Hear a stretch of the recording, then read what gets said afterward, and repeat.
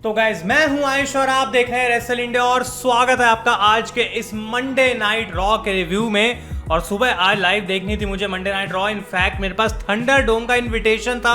I could have been on Monday night Raw, लेकिन उनकी email आई रात को 12-1 बजे के आसपास और उसमें लिखा हुआ है कि आपको 4:30 बजे सुबह उठना पड़ेगा रॉ से 1 घंटा पहले और लॉग इन करके बैठना पड़ेगा। और मैंने अपना अलार्म तो लगा लिया 4:30 का, लेकिन कब वो अलार्म बजा आई डोंट नो। कब मैं उठा और बहुत लेट में उठा, जिसकी वजह से मैंने मंडे नाइट रॉ भी मिस कर दी देखनी। और ये हुआ क्योंकि कल समर स्लैम के समय पूरे दिन कवरेज कर रहे थे, नींद ही नहीं लाई और एक समय पे सोना भी होता है ज़रूरी। तो मंडे नाइट रॉ का शो मैं देख चुका हूँ और आप लोगों के लिए रिव्यू में लेकर आ रहा हूँ। सारी चीज़ों के बारे में बात करेंगे। शो काफ़ी अच्छा था, कुछ चीज़ें ऐसी थी जिसमें कोई सेंस नहीं बनती, उसके बारे में हम बात करेंगे। तो फटाफट से आप लाइक बटन को दबा दें, जितने ज़्यादा लाइक उतना ही होता है हमारा फायदा।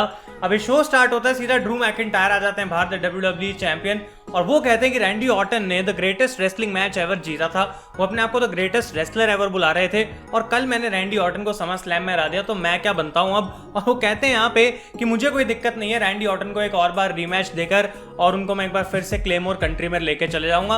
और वो ये बोल के यहाँ से बेसिकली चले जाते हैं, लेकिन जैसे वो एग्जिट कर रहे होते हैं रैंडी ऑर्टन आते हैं पीछे से, उनको अटैक कर देते हैं। और क्या ही उन्होंने अटैक करा, बैक स्टेज गोरिल्ला पोजीशन में वो लेके जाते हैं मैकिंटायर को और 2 पंट किक लगाते हैं उनके ऊपर और बुरी हालत कर देते हैं मैकिंटायर की। इनफैक्ट उनके लिए खड़ा होना भी मुश्किल हो जाता है।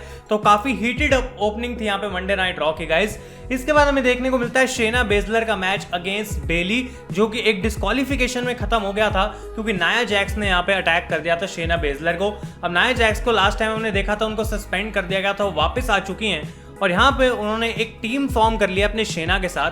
तो जबकि उन्होंने यहाँ पे उनको अटैक करा, लेकिन एंड में हमें देखने को मिलता है कि इन दोनों की नजरें पड़ती हैं टैग टीम टाइटल्स पे। और गाइस ऑफिशियल कर दिया गया है पे बैक के लिए कि Nia Jax and Shayna Baszler are going to team up और बेली और साशा के साथ इनका मैच होने वाला है। आई डोंट नो ये क्या होगा, लेकिन शेना ने बेसिकली कहा है कि नाया ओके मैं तुम्हारी बात मानती हूँ, मैं तुम्हें टाइटल जीत के दूंगी और उसके बाद हम दोनों अपने अपने अलग रास्ते चले जाएंगे। और अगर ऐसा शेना को करना है तो टैग टीम टाइटल्स का वो करेंगे क्या, आई डोंट नो। लेकिन ये मैच पे बैक के लिए ऑफिशियल हो चुका है गाइस। आप लोग अपने ओपिनियंस मुझे कमेंट्स में बताएं। मुझे तो ऐसा लगता है कि टैग टीम टाइटल्स भी अब साशा और बेली हारने वाले हैं। इसके बाद केविन ओवेंस शो होता है जिसपे गेस्ट आते हैं एलिस्टर ब्लैक और उनकी आंख पे पूरी पट्टी बंधी हुई है ऑब्वियसली, क्योंकि सेथ रॉलिंस ने उनकी आंख को फोड़ दिया था। और यहाँ पे केविन ओवेंस पूछते हैं एलिस्टर ब्लैक से कि क्यों ऐसा हुआ और अब वो क्या करेंगे यहाँ पे। तो एलिस्टर पहले एक्टिंग करते हैं कि उनकी आंख में एकदम से दर्द हो रही है और केविन ओवेंस उनसे पूछते हैं भाई क्या हो गया, और एकदम से एलिस्टर ब्लैक देखते हैं केविन ओवेंस की तरफ और उनको लगा देते हैं एक ब्लैक मास्क। और यहाँ पे ऐसा लगता है कि वो एकदम गुस्से में आ गए केविन ओवेंस की किसी बात से। अब क्या ये हील टर्न था आई डोंट नो, लेकिन एलिस्टर ब्लैक के लिए कुछ अच्छा करना WWE का नंबर 1 गोल होना चाहिए, क्योंकि एक ऐसे सुपरस्टार को तुम जाने दो, आई डोंट थिंक ये एक अच्छी बात है। और same goes for Kevin Owens, क्योंकि पिछले कुछ महीनों से केविन ओवेंस ने सिर्फ अपने केविन ओवेंस शो को ही होस्ट करा है, उल्टे सीधे गेस्ट आते रहते हैं उनके शो के ऊपर। और उनकी इंडिविजुअल स्टोरी लाइन्स की हम बात करें तो उनके पास कुछ खास है नहीं। तो इन दोनों सुपरस्टार्स को कुछ अच्छा मिलना जल्दी बहुत जरूरी है।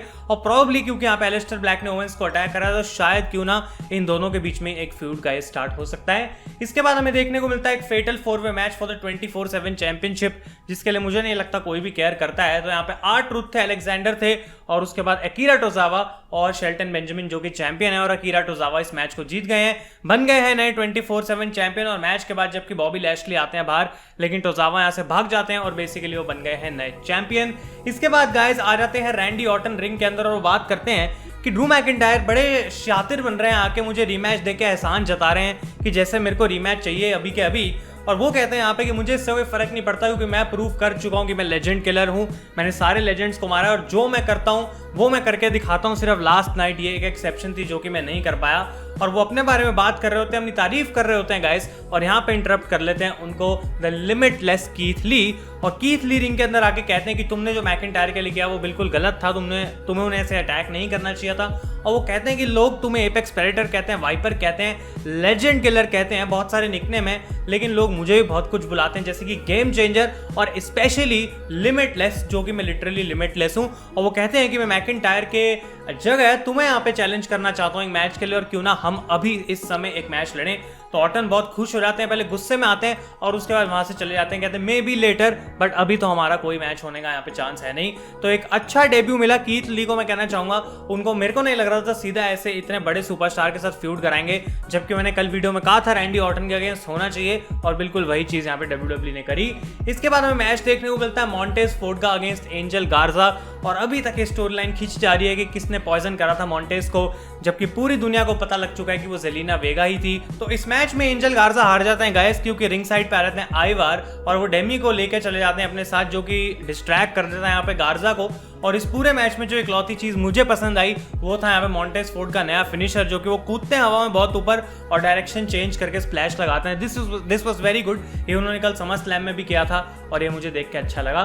इसके बाद गाइस हमें देखने को मिलता है एक 6 विमेन टैग टीम मैच, जो कि था Bianca Belair, Liv Morgan and Ruby Riott against the Iconics and Zelina Vega. अब एक बार फिर से ये एक एवे सा मैच था, मतलब ऐसा मैं कुछ नहीं कहूंगा, आप लोग भी एग्री करेंगे कि इस मैच से कुछ खास किसी का लेना देना था नहीं, और यहाँ पे फेस टीम जीत गई इस मैच को और बियांका बेलेर ने अपनी टीम के लिए विक्ट्री हासिल कर ली।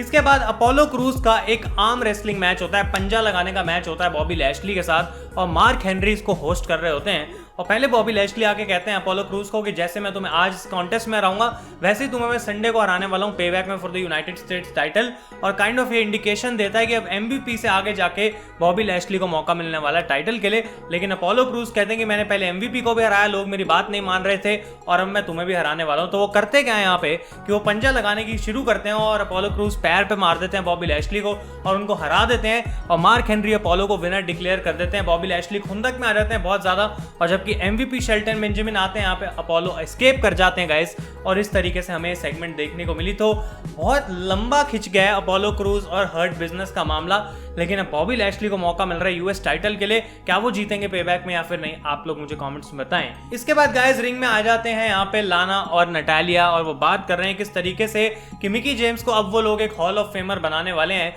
और आज उनकी आखिरी नाइट होगी मंडे नाइट रॉ में। वो बहुत कुछ बोल रहे होते हैं, मिकी जेम्स का म्यूजिक बजता हुआ भागती हुई आती हैं, नटालिया को धक्का लगाती हैं और एक किक लगा देती हैं यहाँ पे सीधा लाना के ऊपर, और वहां से चली जाती हैं। बस इतना सही सेगमेंट में था, आई डोंट नो इसका मतलब क्या है। लास्ट वीक वो हार गई थी नटालिया से, तो अब गुस्सा दिखाने के लिए शायद वो बहुत लेट हो गई हैं, और ये हमें यहाँ पे देखने को मिला। इसके बाद रॉ अंडरग्राउंड में हम चले जाते हैं शेन मैकमैन के साथ, जहाँ पे हर्ट बिजनेस पहुंचा हुआ है और बॉबी लैशली लड़ रहे हैं यहाँ पे डॉल्फ जिगलर, सेड्रिक अलेक्जेंडर जैसे लोगों के साथ, और वो डिस्ट्रॉय कर रहे हैं मतलब सबको बुरे तरीके से। शेल्टन बेंजामिन MVP भी बीच बीच में आ रहे हैं, मार रहे हैं लोगों को, और हर्ट बिजनेस की एक बार फिर से हमें डोमिनेंस देखने को मिली। सिर्फ इतना सही रोल था आज रॉ अंडरग्राउंड का। इसके बाद गाइस हमें देखने को मिलता है रैंडी ऑर्टन का मैच अगेंस्ट कीथ ली, जो कि ऑफिशियल कर दिया गया था और मंडे नाइट रॉ में, जबकि ऑर्टन ने मना किया था इस मैच को, अभी हमें देखने को मिला। एक ठीक ठाक अच्छा मैच चल रहा था दोनों के बीच में, लेकिन मैकिंटायर आ जाते हैं और इंटरफेयर करके ऑर्टन को अटैक कर देते हैं, जिसकी वजह से ऑर्टन जीत जाते हैं मैच को ऑब्वियसली, क्योंकि DQ हो गया। और यहाँ पे मैकिंटायर अटैक करते हैं ऑर्टन को, लेकिन ऑर्टन वहां से भाग जाते हैं। और इसके बाद हमें देखने को मिलता है कि मैकिंटायर अपनी बैक स्टेज इंटरव्यू कर रहे होते हैं, और वो कहते हैं कि जबकि ऑर्टन ने मेरे पे 2 पंट किक लगाई तब भी मैं यहाँ पे खड़ा हूँ, लेकिन ऑर्टन एक बार फिर से उनको पीछे से अटैक करते हैं और तीसरी पंट किक लगाते हैं, और इस बार ऐसा लगता है कि कोई चांस नहीं है कि मैकिंटायर उठेंगे। और चार्ली करूसो अपडेट देती हैं कि मैकिंटायर को हॉस्पिटल लेकर जाया गया है, और मैकिंटायर गाइस अब शायद उनको एक स्कल फ्रैक्चर हो चुका है, उनके ब्रेन में ब्लीडिंग हो रही है, और पता नहीं वो कब तक बाहर रहेंगे। तो आई डोंट नो क्या यहाँ पे हुआ। ड्रू मैकिंटायर को एक बहुत बड़ी इंजरी बता रही है WWE स्टोरी लाइन में, तो इसका एक ही मतलब हो सकता है कि मैकिंटायर कुछ समय के लिए बाहर जा रहे हैं और WWE चैंपियनशिप थोड़े समय के लिए वो डिफेंड नहीं करेंगे, क्योंकि पेबैक के लिए ऑफिशियल कर दिया गया है Keith Lee against Randy Orton, जो कि मैच रॉ में कंप्लीट नहीं हो पाया, अब हमें पेबैक में देखने को मिलने वाला है। और कीथ ली भी यहाँ पे कहते हैं कि मैं समझ सकता हूँ कि आखिर क्यों मेरे मैच में ड्रू मैकिंटायर ने इंटरफेयर करा है, लेकिन मुझे पता है ड्रू मैकिंटायर कुछ समय बाद सही हो जाएंगे। ये चीज मैं रैंडी ऑर्टन के लिए नहीं बोल सकता, क्योंकि जो मैं उनको पेबैक में करूंगा उसके बाद पता नहीं उनकी हालत कैसी रहेगी। तो ये काफी अच्छा मैच होने वाला है पेबैक में। इसके बाद देखने को मिलता है for the Raw women's championship rematch from SummerSlam. ये एक लंबर जैक मैच था आस्का और साशा बैंक्स के बीच में, और यहाँ पे एक बार फिर से साशा ने टैप आउट कर दिया, विच इज वेरी सरप्राइजिंग कि साशा को इतना ज्यादा वीक दिखाया जा रहा है। 2 नाइट्स इन अ रो उन्होंने टैप आउट कर दिया आस्का को, और Asuka is still the Raw women's champion. और बेली और साशा के साथ क्या होने वाला है अब नेक्स्ट, उसके लिए हमें स्मैकडाउन पे रुकना पड़ेगा। लेकिन गाइस अब काइंड ऑफ ऐसा लगता है कि पहले उनका ध्यान पेबैक में रहने वाला है और वो स्प्लिट जिसका हम इतने समय से इंतजार कर रहे हैं वो शायद पेबैक में ही देखने को मिलेगा। और फाइनली शो का मेन इवेंट था गाइस एक tag team match Seth Rollins and Buddy Murphy against Rey and Dominik Mysterio. और ये एक बहुत ही लाजवाब मैच था, मतलब फास्ट पेस मैच था, अच्छा मैच था। और एक बार फिर से डोमिनिक ने सेकंड कंसेक्यूटिव नाइट पे प्रूव करा कि वो अच्छा मैच दे सकते हैं रेसलिंग रिंग के अंदर। और यहाँ पे गाइस हमें देखने को मिलता है कि एट द एंड ये एक नो कॉन्टेस्ट में खत्म हो जाता है, क्योंकि डबल 619 लगाते हैं यहाँ पे दोनों मिस्टीरियोस, लेकिन रेट्रीब्यूशन आ जाती है यहाँ पे और इनको अटैक कर देती है।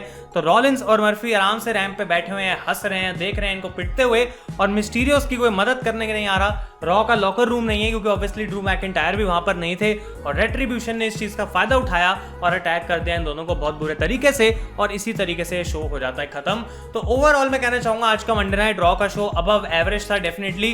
कुछ चीजें बहुत ज्यादा अच्छी थी जैसे कि ऑर्टन और मैकिंटायर और कीथ ली का डेब्यू काफी इंटरेस्टिंग था और रेट्रीब्यूशन काफी अच्छी थी, तो ये सारी चीजें अच्छी थी। लेकिन बाकी कुछ जगह पे जैसे विमेंस का टैग टीम मैच हो गया, गार्जा और स्ट्रीट प्रॉफिट्स वाली चीज हो गई, वो थोड़े वीक पॉइंट्स थे शो के गाइस। तो आप लोग अपने ओपिनियन इसके बारे में मुझे कमेंट्स बताएं। अगर आपको ये रिव्यू पसंद आया वीडियो को लाइक करें।